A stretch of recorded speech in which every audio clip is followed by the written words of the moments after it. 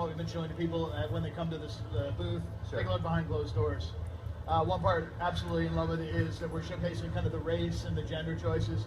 What you see there is a Canary, first time we've had them playable in the game, Inquisitor, and it's female. So got mage class and so on. We've got a ton of different combinations we're showing off to different people at the show. This looks gorgeous. Yeah, that was kind of the goal. We got hold of Frostbite 3 and the kind of, the folks at DICE were like, so what would you do with this? And we were like, well, let's see, a place big enough to have jets and tanks and, I don't know, I bet we could probably make some epic fantasy in there. So, lots of dragons. But yeah, the play space you see here, and you can kind of go almost anywhere you can see, is bigger than all of Dragon Age Origins put together in terms of square footage. Can we expect sort of a combination of Dragon Age Origins and Dragon Age 2? Yeah, I think that's a fair thing to say. I mean, the big new thing on top of that is the massive space. But as you can see there, Origins allowed you to do kind of the tactical top-down. Sure. That's now on all platforms, not just on the PC. So all players can do it. You can also kind of zoom in and zoom out as you see fit. Run time, resume time, switch characters, all that, which is a very tactical edge. And something that really goes to our goals of teamwork being central to DA. But on top of that, then, for DA2, things are a little faster, they're responsive, you're able to get right into the fray, throw spells very quickly, no 10-minute casting times or anything like that. Sure. We're seeing a lot of combat here. Is this in the middle of a quest? Yeah, we're in an area, we're actually making our way to Red Cliff Village, which was a location in Oregon. It's totally been rebuilt since the devastation, but we're cutting our way through. And what's happening in this area is that the mages and Templars, one of our running themes, have totally broken away from the Chantry. They're fighting over the location. And our goal as we come through here is eventually to restore peace to the area. And it's part of how we're evolving the world. We have a system called the World Master, kind of like a Game Master, except bigger. Okay. And what it does is dynamically repopulate spaces based on what you've been doing. So if the Mages and Templar fight is still happening, then you will see lots of their combats and for you to fight through them. Also, we have a horse. I like the horse. We do have a horse, yeah. I mean, big spaces like this pretty much demanded it, but we went beyond horse. We've got, giant lizards you can ride, and you can collect kind of a whole selection of them and choose which one you prefer. This is a much more open game. It is. The previous game. It is. That said, what we've done is tried to integrate this open space with the story to make it kind of a part and parcel of the same thing. So fundamentally, as Inquisitor, you're kind of leading from the front. You're like a Joan of Arc figure, depending. You're an inspiration. And so your goal is to build the Inquisition's power by doing things that earn renown, or you actually establish new camps and spread your influence. And as you do that, you spend that power on where the story goes next.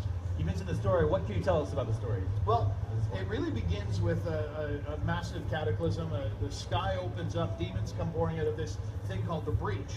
And as that happens, it kills like thousands of people. And the big problem it leaves is that the Chantry, which has kind of been the thing keeping the lid on the pot of Thetis. Dragon. Yeah, there's a huge dragon. Completely gets wiped out. Like the leadership's gone. As a result, the Inquisition steps up to fill that void to try and set things right. We're going to fight this dragon here? We're going to fight this dragon. We absolutely are. We built the dragons with an all-new system. They now have individual limb targeting. They react differently if their limbs become wounded or damaged. They attack in different arcs. They can fly around the areas. Before, they used to be pretty static.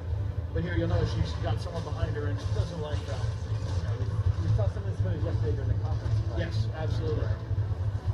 Yeah, the dragon has a ton of different attacks, and ultimately we want you to have to prepare for them. They're basically the top tier combats in the game. And with them, you want to be bringing your dragon slaying swords and your right element weapons and so on, because that'll give you a huge edge. When we walked into this area, I think it said discovered blood cliffs. Yep. So there are different areas that you... Absolutely. Once you discover them... Yeah, so we're in a single region right now. All these jumps here are basically within what we call the hinterlands. There are also regions that are a massive desert, and you get frozen mountaintops. So the game takes you across two different nations, Ferelden and Orlais. You get to visit all kinds of cool locales. Yeah, here we're seeing this is the haste spell. Gives you a huge advantage because the dragon moves slow, you guys move fast. But it uses a new resource called Focus, which is built via teamwork. So it's kind of a shared resource. Gives you a huge edge, lets you do things like wound the dragon's legs. So now it's down, and one leg's under it. It can't get up, it can't fight either nearly as effectively. But you can't use those spells just willy-nilly because once they've used up, you can't cast them again. So you have to be pretty tactical and strategic about when you use them. I was kind of feeling bad for the dragon there for a second. For just a minute, I mean, the big thing we want to do is make them actually, you know, yes, they're predators, but they are creatures, right? They have their own pathos and that kind of stuff. And that said, it will eat your face, so kind of without hesitation. So don't feel too bad. All right, where are we here? This takes us inside. We basically jump to a part of the story where we've come to put an end to the mage attacks. We're inside Redcliffe Castle. The mages have taken it over. You can see the breach has grown. We're a little bit later in the game here. And, of course, demons are pouring through. And we can talk about how your character has basically been marked. You've got some sort of weird magic. That's one of the mysteries in the game that you need to inquisit, if you will.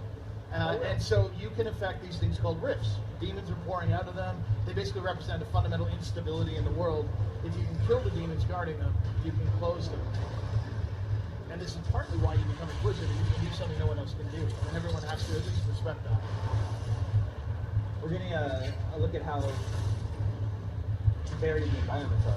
Yeah. As we jump from area to area, they all look totally different. Yeah, and this is really the tip of the iceberg. In this part, we're in a little bit more story heavy. It's almost like a mix of an indoor-outdoor dungeon, but again, you're going to be going all over the place and seeing all kinds of cool locales, each with their own kind of challenges and themes. Coming up, we're going to talk a little bit about tactical combat. So far we've shown a little bit of it, but you'll see it in the fight coming up. We got a nice mix of story and kind of combat going on here. Because really, you know, some people are worried, did you just make an only open world game? But really, big story moments, big hooks, stuff to get your emotions going. And here we have the female Inquisitor, and she's alongside Dorian, who's a follower we brought with us. He's from the Tevinter Imperium. He's a member of the Magisterium, and he kind of hates what his country's turning into. They're all turning into the bad guys. He wants to put a stop to that, so he joins the Inquisition. Also, bitch and mustache. I like that, yeah. Yeah, and so as we come here, one of the things is that who you bring with you can affect how the story plays out, because Dorian, this is Alexius, he studied under Alexius, so they have kind of that history, and so you'll see different stuff happen in the dialogues and story based on who you have. So here we get into the tactical stuff. When you're playing, you can use it to just get information and kind of zoom around, but what we're doing here is issuing orders. You control the whole party, you can get your statistical upgrades, and then you can either return to real time and they'll carry those orders out, or if you want to play that way all the time, you can enter what we call engage mode. And that lets you just advance time, stop it again, issue new orders. You can play it very, very tactically, almost like a board game, or like, you know, your classic XCOM. We want to give players really the option to play their way, however you think is cool.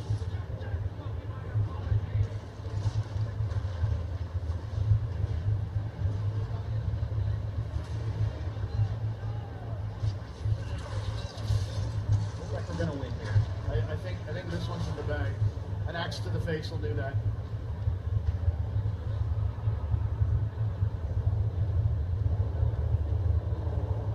What's happening here this Bring the demo to a close on a bit of a cliffhanger. We have your followers saying, "Oh, geez, we don't have a lot of time. We have a spell we have to cast tied to the amulet. Don't want to spoil too much about it." The nice thing about a big game is you don't have to spoil too much of the story when you demo it. And I've already seen a lot, seen. and you've only shown a little. Oh yeah, I've seen a ton of people already kind of like, okay, wait, what does this mean? Trying to figure out what's really going on. But the short version, bad guys are coming. Last stand. Liliana's making her buying you some time at whatever cost. Turns out everybody's buying you some time at whatever cost. I like this walking stick guy. I think it's awesome. Yeah, that's called basically a terror. They're kind of a lesser demon, but kind of top tier. All of our demons are based on kind of, you know, human emotion, so he'd almost be like subservient to a fear demon, that kind of thing. I see. Is that the end of the demo? That's it. Smash cut to black. Very nice, very nice. Or on October 7th. October 7th. Dragon Age Inquisition is out October 7th. Mike, thanks so much for bringing the game by today. Yeah, no problem. Looks Really appreciate gorgeous. it. Thank you so much. Stay tuned. We have lots more big games coming. Oh my god, just talk about the fucking romances.